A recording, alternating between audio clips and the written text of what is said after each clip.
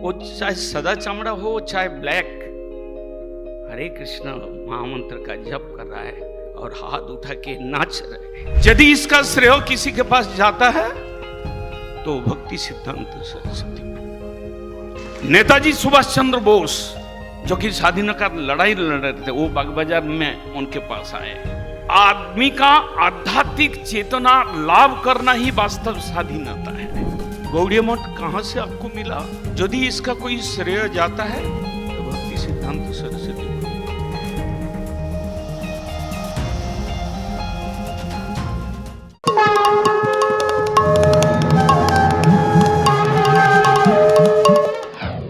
मैं आज अभिभूत हूं कि बिहार में हम एक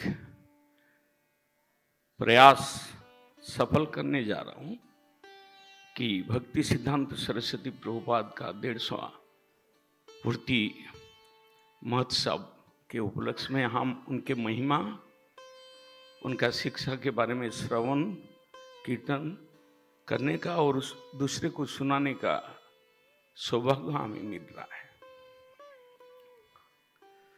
आप लोग सुन ही रहे थे कि बिहार में प्रभुपाद जी का प्रचार का इतिहास छोटा नहीं है।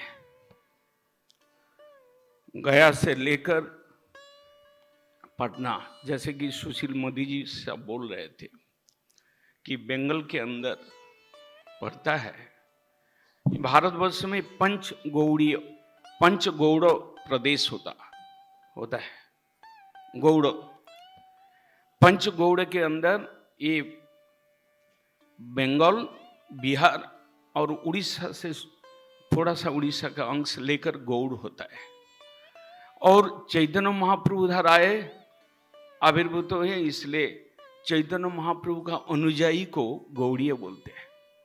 गौड़ीय मठ बोलिए और गौड़ीय भक्त बोलिए। इस तरह से चैतन्य महाप्रभु से जुड़े हुए इतिहास। चैतन्य महाप्रभु क्या किए? शुद्ध भक्ति का प्रचार किया। दुनिया के लोग आज सकाम भक्ति में उमड़ पड़ रहा है, सकाम भक्ति में रुचि रखते हैं।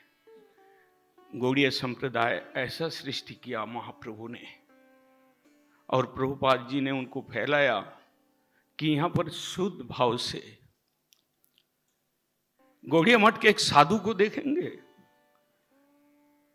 तनख्वाह लेकर नौकरी नहीं करते हैं मीठापुर में, फुल डेडिकेटेड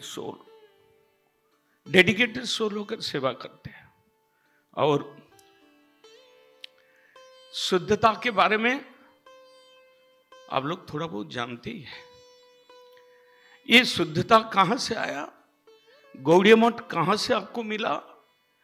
यदि इसका कोई श्रेय जाता है तो भक्ति सिद्धांत सरस्वती प्रभुपाद है, जिन्होंने भारतवर्ष और आज सारे विश्व में 4000 ऐसा गौड़ीय संप्रदाय के मंदिर है जिसके माध्यम से चैतन्य महाप्रभु का प्रेम वाणी, अहिंसा का वाणी, मानवता का वाणी और आध्यात्मिक कथा का जो शिक्षा आज प्रचारित हो रहा है।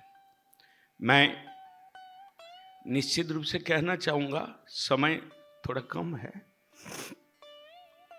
आज पटना में शहर में घूमिए, मार्केट में घूमिए, एक आध तिलक धारण किए हुए, चोटी रखते हुए, हाथ में झोला लेते हुए जरूर कोई ना कोई भक्त मिलेगा। ये केवल पटना नहीं, ये केवल दिल्ली नहीं, ये केवल आसाम नहीं। मैं अभी 10-12 दिन पहले अमेरिका में थे।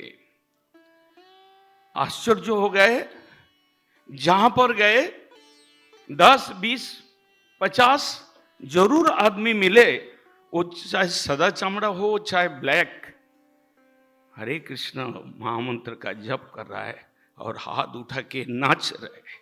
यदि इसका श्रेय किसी के पास जाता है तो भक्ति सिद्धांत सरस्वती प्रभुपाद। ऐसा एक व्यक्तित्व, जिस समय ब्रिटिश राज चल रहा था, जिस समय बिजली नहीं था, जिस समय मोबाइल नहीं था, जिस समय कार का सुविधा नहीं था, जिस समय मीडिया नहीं था, उस समय गांव-गांव में जाकर लंठन जलाकर लोगों के द्वार पर कृष्ण नाम सुनाने का, कृष्ण कथा प्रचार करने का जो हिम्मत लगाया था, वो है भक्ति सिद्धांत सरस्वती। आप अभी बोल रहे थे महापुरुषों के नाम। रविंद्रनाथ ठाकुर, जब प्रभुपाद जी छोटे थे, उनका पिताजी रविंद्रनाथ जी से मिले। रविंद्रनाथ जी का जो कविता है वो तो आप लोग सभी जानते हैं, उसमें आध्यात्मिक भाव भरे हुए। जब प्रभुपाद जी मिला, बोले कि आपका कवित्व, आपका जो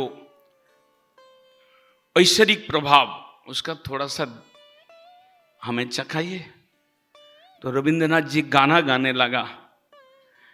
वो गाना भी ऐसा है कि जानते हैं कि ये कृष्ण भक्त है, तो रविंद्रनाथ जी गा रहे हैं, बांसुरी बाजाते चाई बांसुरी बाजी लो कोई।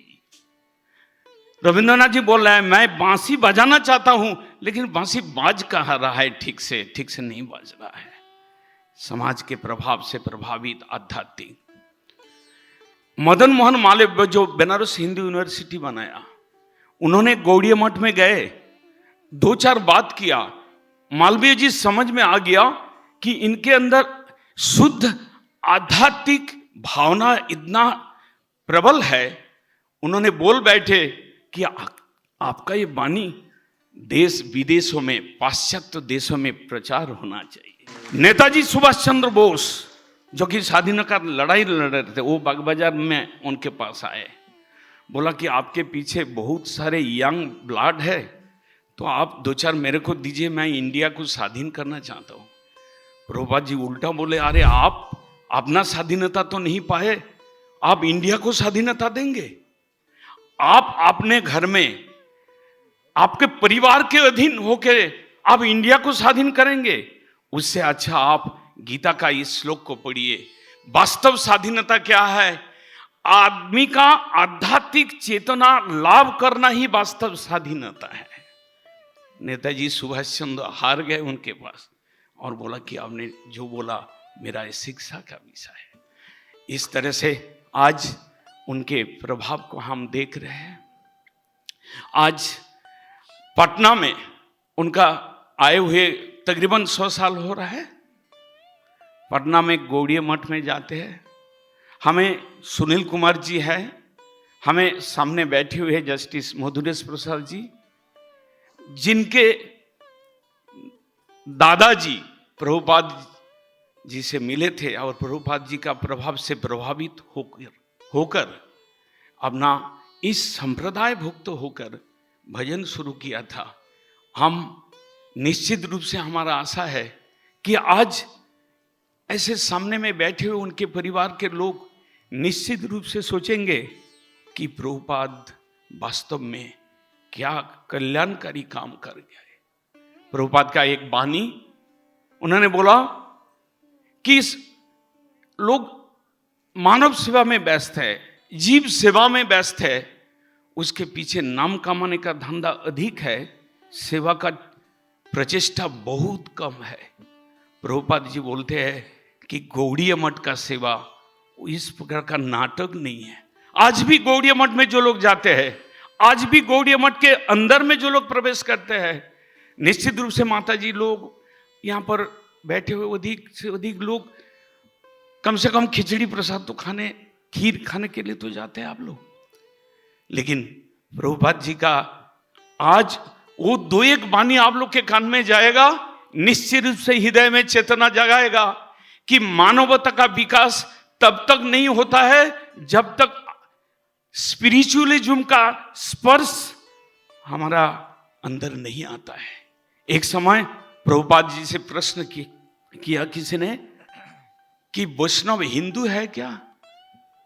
प्रभुपाद जी बोले, हिंदू मुस्लिम क्रिश्चियन वैष्णव धर्म में प्रभुपाद जी कहे कि जिनका अंदर आत्म चेतना आ जाता है, हम बॉडी नहीं है, हम माइंड नहीं है, हम सोल है, और वो soul is coming from super soul.